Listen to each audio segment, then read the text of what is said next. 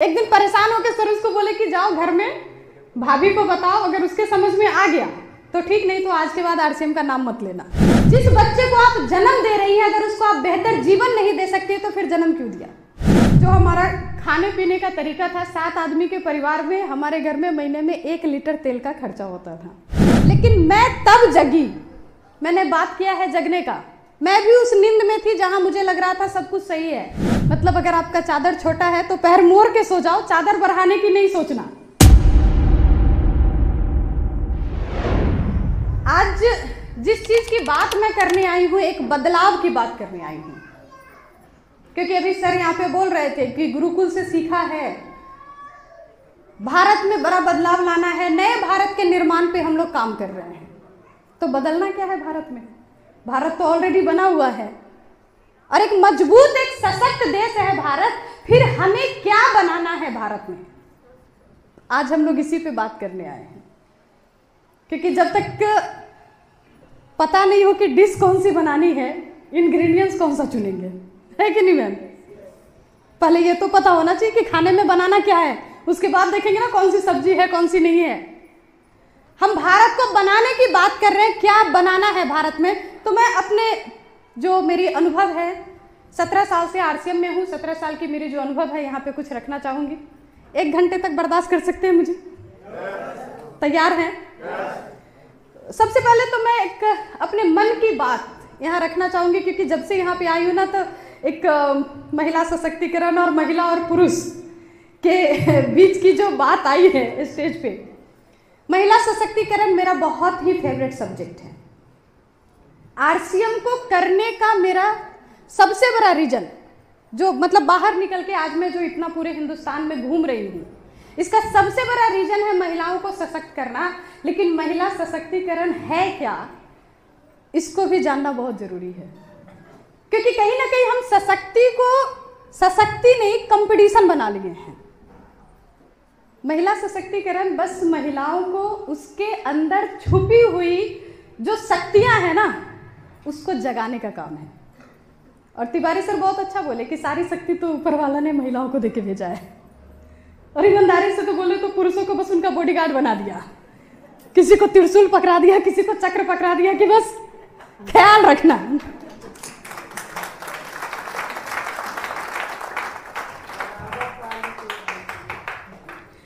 तो ऊपर वाले ने तो ये व्यवस्था पहले ही बनाई है, और वाकई हम उस देश में हैं। आप पूरे वर्ल्ड की किसी भी देश की बात कर लो, कितने भी समृद्ध होंगे, कितने भी विशाल होंगे, लेकिन वो अपने देश को देश बोलते हैं। हम भारत के लोग अपने देश को माता बोलते हैं।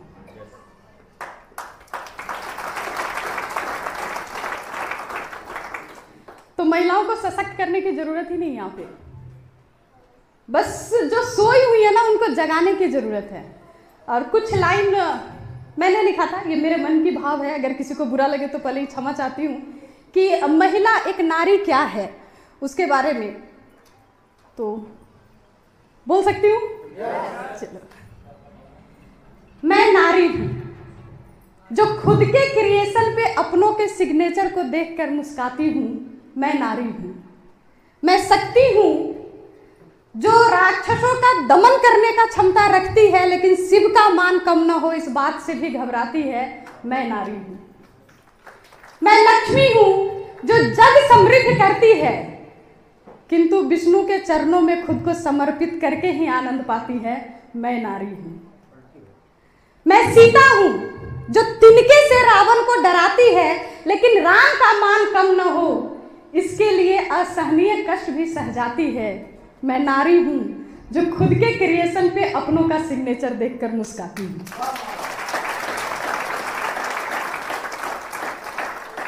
तो इस देश की महिलाओं को सशक्त करने की तो जरूरत नहीं है, बस जगाने की जरूरत है। क्योंकि महिला, मेरे नजर से अगर मानो खास करके एक गृहिणी की जब मैं बात करूं, तो मुझे लगता है कि एक गृहिणी सिर्फ घर में खाना नहीं बनाती है। हमें लगता है कि गृहिणी का काम क्या है, घर में खाना बनाओ, बर्तन धो, कपड़े धो, बच्चे संभालो, बस इतना ही। लेकिन एक गृहिणी वो होती है जो शिवाजी बनाती है, जो महाराणा प्रताप बनाती है। एक माँ अपने घर में जैसे विचार अपने बच्चों को देती है, वो बच्चे जब समाज में जाते हैं ना उस विचार को लेकर के, तो समाज में भी वही फैलाते हैं। यानी एक गृहिणी घर में खाना नहीं बनाती है, पूरा समाज बनाती है। तो जिस जगह का भी समाज जैसा है ना, उसमें बहुत बड़ा रोल वहाँ की गृहिणियों का होता है। इसी बात के लिए मैं जगाने आई हूँ। देखो, आज से 17-18 साल पहले की बात करूँ तो मुझे भी इतना सब कुछ पता नहीं था।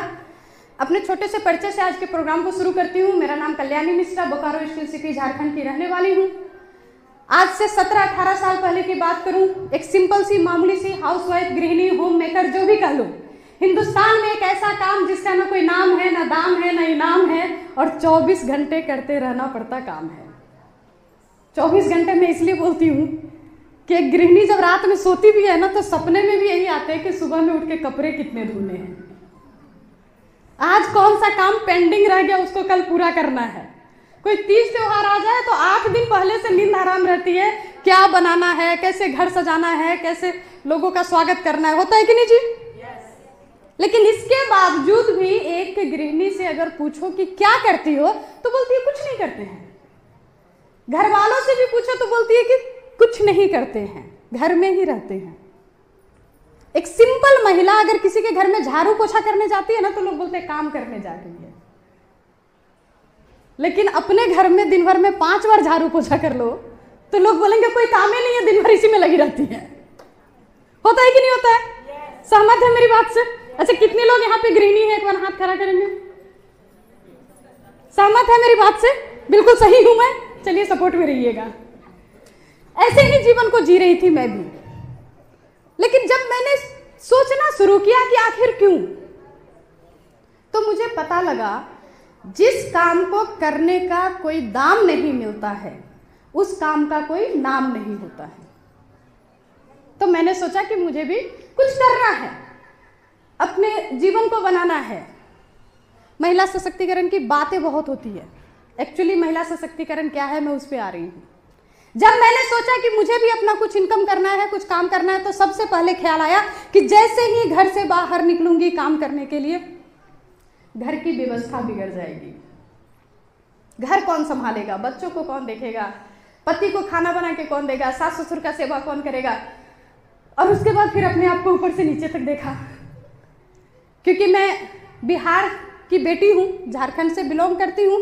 हमारे यहाँ का जो कल्चर है, बेटी जिस दिन जन्म लेती है ना, उसी दिन से तैयार किया जाता है कि शादी हो जाए अच्छे से। माँ बाप का पहला सोच वही शुरू होता है कि बेटी का शादी ठीक ठाक से हो जाए, और सारी परवरिश इसीलिए होती है कि शादी अच्छे से हो जाए। इतना पढ़ाओ कि शादी करने में तकलीफ ना हो, इतना ज्यादा मत पढ़ा दो, अगर ज्यादा पढ़ लिख गई, ज्यादा पढ़ा लिखा लड़का ढूंढना पड़ा तो मोटा दहेज देना पड़ेगा। होता है कि नहीं? सहमत है मेरी बात से? सिलाई कढ़ाई सिखा दो, घर के काम सिखा दो। बचपन से एक ही चीज बोला जाता है, खाना बनाना सीख लो, नहीं तो सास से गाली सुनवाएगी। घर के काम सीख लो, नहीं तो सास से गाली सुनवाएगी। होता है कि नहीं होता है? तो पूरी तैयारी वहां से एक ही चीज की होती है कि शादी करना है, लाइफ का सबसे बड़ा रोल। मेरी भी परवरिश कुछ ऐसे ही हुई, इतना पढ़ाया गया कि शादी करने में परेशानी ना हो। तो मेरी जो क्वालिफिकेशन थी वो TTMP की क्वालिफिकेशन है, यानी टान टून के मैट्रिक पास। तो जब मैंने अपने आप को देखा इस एजुकेशन में क्या कर पाऊंगी, तो मुझे लगा चुपचाप घर ही संभाल दो, ज्यादा हाथ पैर मारने की जरूरत नहीं है। और कहीं ना कहीं मैंने अपने सपनों को मार करके अपने जीवन को स्वीकार लिया था। बहुत अच्छा लग रहा था। हमें बचपन से एक ही चीज सिखाया जाता है, कदम कदम पे कंप्रोमाइज करो। हम बच्चों को स्कूल में भेजते हैं, बच्चा पढ़ेगा लिखेगा तो बड़ा आदमी बनेगा, इसीलिए भेजते हैं ना। स्कूलों में पढ़ाते हैं कि 33 पांव पसारिए जेती लांबी सोर। मतलब अगर आपका चादर छोटा है तो पैर मोड़ के सो जाओ, चादर बढ़ाने की नहीं सोचना। वहीं से हमारी जो सोचने की क्षमता है ना, उसको कम की जाती है। कदम कदम पे कंप्रोमाइज करके जीना सिखाया जाता है। तो मुझे भी लग रहा था कि यही जीवन है, ऐसे ही जीना है। जब मेरी शादी हुई थी, सर उस वक्त कोलकाता में रहते थे और सर इंजीनियर थे, सिविल इंजीनियर थे, एक अच्छे कंपनी में उनकी जॉब थी। तो सुनने में बड़ा अच्छा लगा। जब शादी सेट हुई, बताया गया लड़का कोलकाता महानगर में रहता है, इंजीनियर है, तो सुनने में बहुत अच्छा लगा। हाँ भाई चलो, अच्छी जगह शादी हो रही है। जब कोलकाता महानगर में पहुंची तो पता चला कि महानगर में जो मिडिल क्लास फैमिली का जीवन होता है ना, वो जानवरों से भी बदतर होता है। क्योंकि हमारे यहाँ का जो कल्चर था, अभी भी है बहुत सारी जगहों पे, घर में एक कमाने वाले होते हैं और 6-7 खाने वाले होते हैं। सर घर के बड़े थे, पूरे घर की जिम्मेदारी थी सर के ऊपर। तो हमारा जो रहन सहन था, जो हमारी जीवन शैली थी, 10 बाई 10 का एक रूम था, उसी एक रूम में वही हमारा ड्राइंग, डाइनिंग, किचन जो बोल लीजिए, मतलब उसी में नहाना, उसी में बनाना, उसी में खाना, उसी में सोना। एक सिंगल रूम में 7 आदमी का परिवार, सास ससुर देवर पति पत्नी सब हम लोग रहते थे। फिर भी लग रहा था जिंदगी अच्छा है, चल ही रहा है। क्योंकि अपने अड़ोस पड़ोस में जब देखते थे ना, तो लोग वैसे ही तो जी रहे हैं, तो कुछ समझ में ही नहीं आ रहा था कि कुछ कमी है। लग रही थी कि ठीक ही तो है, ऐसे ही तो चलता है जीवन। लेकिन मैं तब जगी, मैंने बात किया है जगने का। मैं भी उस नींद में थी जहां मुझे लग रहा था सब कुछ सही है, जब मेरे जीवन में मेरी बिटिया आई। और मैंने एक मार्केट में जब मैं गई और बेटी के लिए एक फ्रॉक लेना चाहती थी, मुझे अच्छा लगा, पसंद आया। मैंने मेरे पतिदेव को बोला कि एक फ्रॉक पसंद आया है, बेटी के लिए लेना चाहती हूँ। तो सर कभी मुझे मना नहीं करते हैं किसी चीज़ के लिए, इस मामले में बहुत लक्की हूँ, ऊपर वाले ने बहुत अच्छा पति दिया है। उन्होंने मना नहीं किया, बोले कि शाम में आएंगे तो चलेंगे, ले लेंगे। शाम में सर के साथ जब हम लोग दुकान पे पहुंचे तो मेरी नज़र थी फ्रॉक पे और सर की नज़र थी प्राइस टैग पे, और उस फ्रॉक की कीमत थी 500 रुपये। सर ने जैसे ही प्राइस टैग देखा तो सर हमको बोल रहे हैं कि ये कपड़ा बहुत कंफर्टेबल नहीं है, बच्ची पहन नहीं पाएगी, अभी छोटी है, कुछ और देखते हैं। तो मेरे समझ में आ गया कि बंदे के जेब में पैसा नहीं है। अच्छा, महिलाएं समझ जाती हैं, समझ जाते हैं ना, तो मेरे भी समझ में आ गया। मैंने बोला कोई बात नहीं सर, आप जो देखो। सर ने तुरंत एक दूसरी ड्रेस पसंद की जिसकी कीमत थी 100 रुपये। सर बोले ये बहुत अच्छा है, तो मैंने भी बोला ठीक है ले लीजिए। लेकिन उस दिन मैंने अपने आप से एक सवाल किया कि जिस बच्चे को मैं मेरे पसंद का कपड़ा तक नहीं पहना सकती हूँ, उस बच्चे को मैं जीवन क्या दूंगी? और अगर मैं जीवन एक बेहतर नहीं दे सकती थी तो उसको धरती पे लाने का मेरा क्या अधिकार था? और ये सवाल ना मैं यहाँ बैठी हर माँ से पूछना चाहती हूँ। हम महिलाएं जो होती है ना, सारा पावर है हमारे अंदर, लेकिन बहुत आराम से बच जाते हैं। जो पति कमा के ला के देगा उसी में तो घर चलाएंगे। तुम्हारे पापा जो बोल रहे हैं वही करना पड़ेगा, ऐसे ही जीना पड़ेगा। ये कमी ना तो आपके बच्चे में है, ना आपके पति में, आप में है। जिस बच्चे को आप जन्म दे रही हैं, अगर उसको आप बेहतर जीवन नहीं दे सकती तो फिर जन्म क्यों दिया? और मैंने अपने आप से तब एक कमिटमेंट किया कि जैसे कंप्रोमाइज भरी जीवन मैं जी रही हूं, मेरे बच्चे नहीं जिएंगे। कमिटमेंट तो कर लिया, लेकिन था क्या? ना औकात थी, ना एजुकेशन थी, ना मेरे पास कोई ऐसा साधन था कि हम अपने जीवन को बदल सकते थे। बस एक चीज था, एक ड्रीम था, एक जुनून था कि इस जीवन में कंप्रोमाइज करके नहीं जीना है, अब तो अमीर बनना है, कुछ बड़ा करना है। और जब हम लोग कुछ करने का सोचते हैं ना, तो सबसे पहले अपने पड़ोसी को पूछते हैं, अपने जानने वाले को पूछते हैं ना। तो मैंने भी अपने पड़ोसियों को पूछना शुरू किया। उस वक्त मेरे समझ में ये नहीं आया कि मेरे पड़ोसी को अगर पता होता कि अमीर कैसे बनना है तो मेरा पड़ोसी थोड़े होता, वो अंबानी जी का पड़ोसी होता। लेकिन मैंने भी मेरे पड़ोसियों से पूछना शुरू किया। अक्सर हम लोग आरसीएम में आने के बाद भी ऐसा करते हैं, उनको पूछते हैं जो आरसीएम का आर नहीं जानते हैं, उनको पूछते हैं आरसीएम कैसे करना चाहिए कि नहीं करना चाहिए। अच्छा, हिंदुस्तान की एक खासियत देखो, यहाँ पे रायचंद बहुत मिलते हैं, पता हो या नहीं पता हो बताएंगे जरूर। तो जो आरसीएम को जानते नहीं है वो बताते हैं आरसीएम के, अरे आरसीएम किया था मेरा चाचा, मेरा पड़ोसी, कुछ नहीं होता है, डूब जाता है, पैसे नहीं मिलते हैं। ये सब फंसने फंसाने का धंधा है। सुनने को मिलता है ऐसा? सही हूं मैं? जब मैंने शुरू किया था तो मुझे भी मिलता था, और इनफैक्ट शुरू किया था तब नहीं, जो नहीं जानते ना कि स्टार रूबी हूं, वो आज भी बोल देते हैं कभी कभी। फिर चेक निकाल के दिखाना पड़ता है इनकम कि देख भैया ये आता है। तो रायचंद बहुत मिलते हैं हिंदुस्तान में। मुझे भी हमारे रायचंद लोगों ने सलाह दिया कि ट्रेडिशनल बिजनेस करो, बिजनेस करने से अमीरी आती है। एक ने सलाह दिया कि मेडिकल के लाइन में बहुत पैसा है, हर इंसान को दूसरे का पैसा हमेशा ज़्यादा दिखता है। तो लोगों ने बताया कि मेडिकल के रिटेल काउंटर में बहुत पैसा है। मैं भी सर से जिद कर दी कि नहीं अब तो अमीर बनना है, मेरे दिमाग में जुनून सवार हो गया था, अमीर बनना है। मैं सर को बोला बिजनेस ही करेंगे। तो सर बोले ठीक है करो, कैसे करना चाहती हो। तो हमने प्लान किया और एक मेडिकल काउंटर की शुरुआत की। फैमिली बैकग्राउंड जो हमारी थी, मैं रहने की अवस्था बता चुकी हूँ, थोड़ी सी और बताती हूँ। जो हमारा खाने पीने का तरीका था, 7 आदमी के परिवार में हमारे घर में महीने में 1 लीटर तेल का खर्चा होता था। हेल्थ कॉन्शियस नहीं थे, बजट कॉन्शियस थे, इतना संभाल के चलाना पड़ता था। तो कैसा चलता होगा सोच सकते हैं। फैमिली बैकग्राउंड की बात करूं तो अगर एक साड़ी भी खरीदना हो ना तो उसके लिए प्लानिंग करनी पड़ती थी। 6 महीने तक थोड़ा थोड़ा बचत करते थे, तब जाकर के एक साड़ी खरीदेंगे। ऐसी हमारी सिचुएशन थी। उसमें हमने ठाना हमें बिजनेस करना है, तो थोड़ा सा इधर उधर से पैसे वैसे उठाए, कुछ उधार लिए, मेडिकल काउंटर शुरू किया। जब काउंटर शुरू किया तो कस्टमर नहीं आते थे। लोगों ने फिर सलाह दिया डॉक्टर बैठाओ तो कस्टमर आएंगे। डॉक्टर को बोलने जाते थे तो डॉक्टर बोलते थे आपके यहाँ तो कस्टमर नहीं है, मेरा समय बर्बाद होगा। तो फिर लोगों ने सलाह दिया कि नर्सिंग होम स्टार्ट करो, तो पेशेंट भी आएगा, डॉक्टर भी आएगा और कस्टमर भी आएगा। तो हमने नर्सिंग होम भी शुरू कर लिया। नतीजा हुआ कि जितना उठा सकते थे मार्केट से कर्जा, जैसे भी हर जगह से उठाया और पूरे लोन में आ गए। अब नर्सिंग होम चल रही थी, मेडिकल स्टोर थी, लेकिन सर को लगने लगा था इन सब प्रोसेस में लगभग 1 साल हो गया था। तो सर को लगने लगा था कि इसमें तो और फंसते जाएंगे। सर तैयारी भी कर रहे थे, साथ साथ सर की बैंक में जॉब हुई। तो सर अब बैंक में जॉब भी कर रहे थे, नर्सिंग होम था, मेडिकल स्टोर था। सुबह से शाम तक सर मशीन की तरह काम करते थे। सुबह 6 बजे नर्सिंग होम पहुंचते थे और वहीं से वो बैंक के लिए निकलते थे।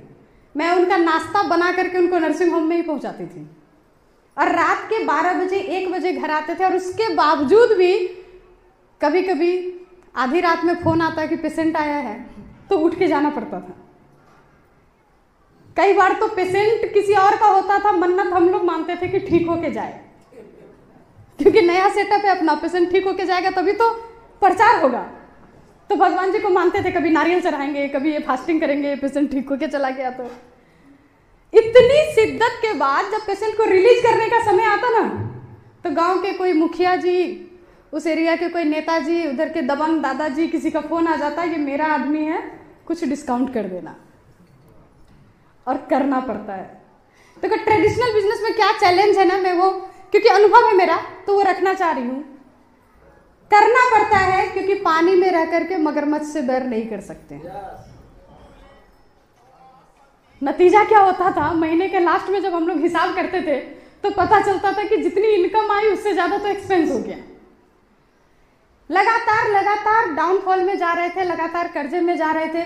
कहीं ना कहीं लगने लगा था कि लोग ठीक ही बोलते हैं, अमीरी का सोचना नहीं चाहिए, जो है जैसा है उसमें कंप्रोमाइज करके जीना चाहिए।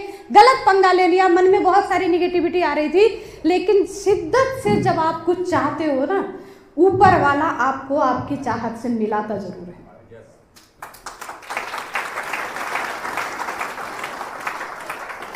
और उसी नर्सिंग होम में एक पेशेंट आए, उसके देवर आरसीएम में थे और वो सर को बार बार आरसीएम बताने लगे, लेकिन सर अब बिल्कुल अमीरी सुनने के मूड में नहीं थे, तो वो बिल्कुल नहीं सुन रहे थे। एक दिन परेशान होकर सर उसको बोले कि जाओ घर में भाभी को बताओ, अगर उसके समझ में आ गया तो ठीक, नहीं तो आज के बाद आरसीएम का नाम मत लेना। तो वो बंदा मेरे पास आया और उस दिन वो पूरे कमिटमेंट के साथ आया था कि आज तो फंसा के जाना है, क्योंकि आखिरी मौका था उसके पास भी। तो वो बहुत मेहनत से मुझे आरसीएम के बारे में बता रहा था, आप इससे करोड़पति बन सकती हैं, करना कुछ नहीं है, सिर्फ दुकान बदलना है, सिर्फ सामान बदलना है, आपके जीवन में खुशियां आ जाएगी, आप घर बना सकते हैं, बड़ा सा गाड़ी ले सकते हैं, विदेश घूम सकते हैं। और उसकी बातें मुझे कुछ भी समझ में नहीं आ रही थी।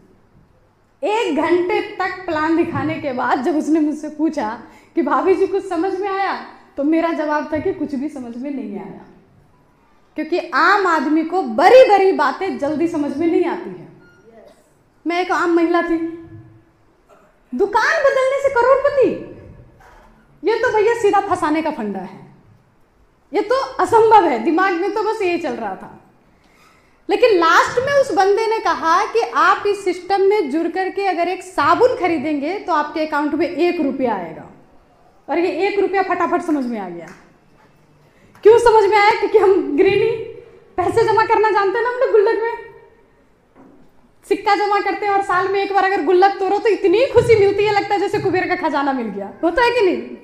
अच्छा, हम गृहिणियों को बहुत पता है ये। आप किसी भी गृहिणी के घर में छापामारी करो, कुछ चावल के डब्बे में, कुछ तकिए के नीचे, कुछ पुरानी साड़ियों के पीछे, मतलब 1000-2000 तो निकल ही आने हैं। क्योंकि हम 1-1 रुपए को सहोजना जानते हैं। और ये इसलिए सहेजते हैं कि पता नहीं कब इमरजेंसी आ जाए, कब कौन सी जरूरत आ जाए, और ये पैसा कम से कम छोटा ही सही मदद तो करेगा। तो वो 1 रुपया मेरे समझ में आ गया। मैंने तुरंत जोड़ा कि महीने में 4 से 5 पीस साबुन का खर्चा है मेरे घर में। इसी रफ्तार से अगर खर्च हुई तो पूरे जीवन में 1 लाख साबुन जरूर खर्च हो जाएगी। और 1 रुपया एक साबुन पे आएगा तो पूरे जीवन में कितना आएगा? 1 लाख। और मैंने फटाफट सिस्टम को ज्वाइन कर लिया। और इस सिस्टम की खूबसूरती देखिए, मैंने ये सोच करके इस सिस्टम को ज्वाइन किया था कि पूरे जीवन में 1 लाख कमाऊंगी। आज के समय महीने का 4 लाख प्लस मेरी इनकम है।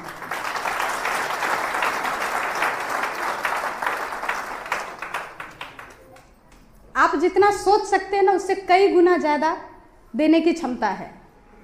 बस करना क्या पड़ेगा? थोड़ी सी बदलाव करनी पड़ेगी। मैंने पहले ही बोला कि जगना है बस, और कुछ नहीं है। आरसीएम कोई करने की चीज थोड़े, आरसीएम तो जीने की चीज है। और बदलाव का क्या रिजल्ट आता है, मैं छोटे से उदाहरण से बताना चाहूंगी। यहाँ पे बाबा रामदेव का नाम सुना है आप लोगों ने? सबने सुना है? अच्छा, बाबा रामदेव जब हमारे बीच नहीं आए थे तब भी लोग सांस लेते थे कि नहीं लेते थे? लेते थे ना। कई अरबों साल से हम लोग धरती पे सांस ले रहे हैं। बाबा आके क्या बताए? सांस लेने का तरीका सिखाऊंगा। एक नाक बंद करो, दूसरे से लो, फिर उस नाक को बंद करो, दूसरे से छोड़ो। सांस वही थी, उन्होंने सिर्फ तरीका बदला। और सिर्फ तरीका बदलने से लाखों लोगों के जीवन में बदलाव भी आई और बाबा रोड छाप से अरबपति बन गए।